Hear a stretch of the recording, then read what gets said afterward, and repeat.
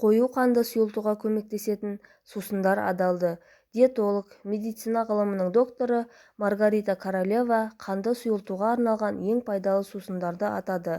Москва 24 арнасында берген сұхбатында маман ең алдымен тромбоздың пайда болуының алдын алу үшін қарапайым газдалмаған суды жеткілікті мөлшерде ішуге кеңес береді.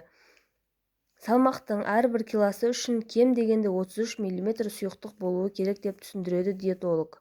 Қою қан тромбоз қаупін арттыруы мүмкін, ал су қан ұю пайда болуына жол бермейді.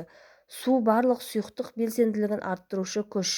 Денені табиғи түрде тазалайды дейді маман. Сонымен қатар қанды сұйылту үшін анар шырынын ішуді ұсынады. Оның құрамында жүрек-тамыр жүйесін оңтайландыру және қан құрамын сақтау қызметін қалыпқа келтіруге қажетті амин қышқылдары бар. Сонымен қатар бұл өнімде П және В тобындағы дәрумендер бар. Анар шырыны жүрек тамырлары ауруларына шалдыққан адамдар үшін өте пайдалы. Әсіресе 50 жастан асқандарға ағзада ақау жиналған кезде ішу керек деп көрсетілген.